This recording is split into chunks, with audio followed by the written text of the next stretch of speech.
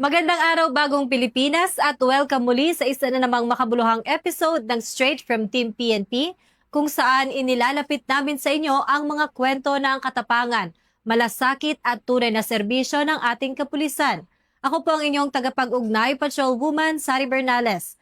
Samahan niyo kami sa isa na namang edisyon ng ating programang Straight from Team PNP Facebook Live dito sa Police News Network. Sa ngalan po ng pamunuan ng Philippine National Police sa pamumuno ni Chief PNP, Police General Jose Melencio Nartates Jr. at sa liderato ng ating Pangulong Ferdinand Bongbong Marcos Jr. at sa Director ng Police Community Relations, Police Major General Roderick Augustus Alba at sa Director ng Police Community Affairs and Development Group, Police Brigadier General Vina Guzman. Muli, magandang araw po sa inyong lahat. Ngayong araw ating bibisitahin ang isang bayan sa lalawigan ng Bataan na tahimik, maayos at may matibay na sistemang nagpapanatili ng kapayapaan. Sa pangunguna ni Police Major Patrick Carlo Balcanao, ang Orani Municipal Police Station ay patuloy na nagsisilbing sandigan ng katahimikan at kaayusan sa bayan. Ako po si Police Major Patrick Carlo Realce Balcanao, the current COP po ng Orani MPS Municipal Police Station under Bataan PPO, Pro 3 po sir. Ang bayan ng Orani ay binubuo ng 29 na barangay at may populasyong halos 73,000 na katao ayon sa pinakahuling census. Sa kabila ng paglaki ng populasyon at pag-unlad ng komunidad, nananatiling generally peaceful at kontrolado ang peace and order situation sa lugar. Isang patunay ng epektibong pamamahala ng ating kapulisan. Ang ating bayan po ay binubuo ng 29 barangays with a population of 72,941, nearly 73,000 as of 2024 census po. Kasalukuyan po natin na sitwasyon, peace and order situation po is generally peaceful po at kontrolado po natin ang situation. Sa papanatili ng kaayusan at paging peaceful po ng Orani, nagbe-base po kami ito sa EMPO, yung Enhanced Managing Police Operation, na sa pamamagitan po nito, inaanalisa po namin ang mga datos ng krimen na maging basis po namin sa maging epektibo sa pagde-deploy at sa pagpapatrolya ng ating pulis sa ating lugar po sa Orani. Sa puso ng kanilang operasyon ay ang Enhanced Managing Police Operations o EMPO, isang pangunahing programa ng PNP na nakatuon sa pagsusuri ng datos ng krimen bilang batayan ng mas epektibong aksyon. Sa pamamagitan ng EMPO, natutukoy ng kapulisan kung saan dapat palakasin ang presensya, dagdagan ang patrolya at tutukan ang mga lugar na may mataas na banta ng kriminalidad. Ito ang modernong mukha ng pagpupulis, data-driven, sistematiko, at nakabatay sa aktual na pangangailangan ng komunidad. Bukod sa EMPO, nagpapatupad din ang Orani MPS ng iba't ibang programa upang mas mapalakas ang peace and order sa kanilang nasasakupan. Marami po tayong mga programs, plans and programs po dito sa Orani para panatilihin ang peace and order situation po dito.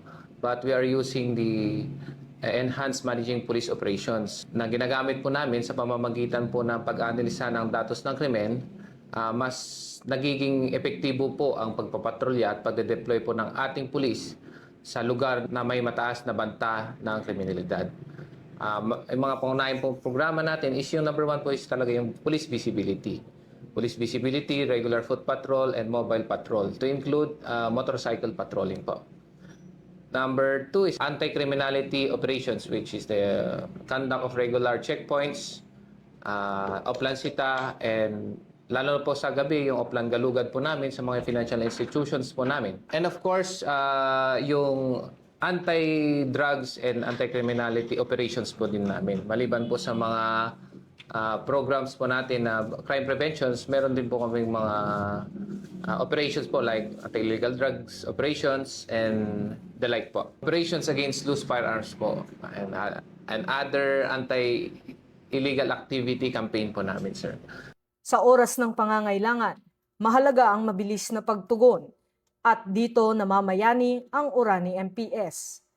Marami na po kaming natugunan na mga 911 calls. Mabilis lang po kami rumusponde kasi once na may 911 na call po sa amin, agad-agad po namin ibabato sa aming kung ano pong sector ng patrollers po namin yung concern. Then yung patrollers po naman natin, diretso po na pong mag-responde doon, ma'am. Ang area po natin is nahahati po sa dalawang sector. Sector 1 for mobile patrollers 1 and Sector 2 mobile patrollers 2. Ito po yung kalahati po ng Orani hanggang pong upland po. Nandyan po palagi ang ating mobile para tumugon po kahit anong concern po. Sa pamamagitan ng 911 emergency system, agad na naipapasa ang tawag sa tamang sektor ng patrol units na nahahati sa dalawang operational sectors upang mas mapabilis ang responde. Mula sa bayan hanggang upland areas, nakaposisyon ang mobile patrol units, handa sa anumang sitwasyon, anumang oras. Dahil sa Orani, ang kapulisan ay hindi lamang tagapagpatupad ng batas, kundi katuwang ng mamamayan sa kaligtasan. Sa likod ng matagumpay na operasyon ay ang matibay na suporta ng pamunuan at ng komunidad. Ang inyong PNP Orani po ay taos-puso pong nagpapasalamat sa mga opisyal po ng PNP at sa ating LGU sa kanilang walang sawang suporta, tiwala, gabay na nagsisilbing inspirasyon po sa amin sa pagpapatupad po ng aming tungkulin. Unang-una po sa lahat kay ang ating pong minamahal na Chief PNP, Police General Jose Melencio C. Nartatis Jr. Sir, sa inyong mahusay na pamumuno at strategize na program na nagpapatatag ng disiplina at serbisyo ng buong PNP. Kay sa ating Regional Director po, Police Brigadier General Jess B. Mendez, Sir, sa inyong gabay at pagtutok sa kaayusan ng ating rehiyon. Sa aming pong Provincial Director, Police Colonel Marites A. Salvadora, ma'am, sa inyong direktang supervision at suporta sa lahat ng aming operasyon sa buong lalawigan ng Bataan. Maraming salamat po, ma'am. And lastly po, sa aming mahal na mayor po, Mayor Antonio F. Arizapa Jr., Sir, taos puso po kami nagpapasalamat, Mayor, sa inyo pong walang tigil na suporta po sa inyong PNP, Orani, at programa ng ating lokal na pulisya para sa ikabubuti po ng bawat miyembro ng Orani, Bataan. Maraming salamat po. Ako po si Police Major Patrick Carlo Balcanao, COP po ng Orani Municipal Police Station, Bataan PPO. Bagong PNP para sa bagong Pilipinas. Serbisyo mabilis, tapat at nararamdaman. Sa bayan ng Orani, malinaw na ang kapayapaan ay hindi aksidente. Ito ay bunga ng plano, aksyon at malasakit.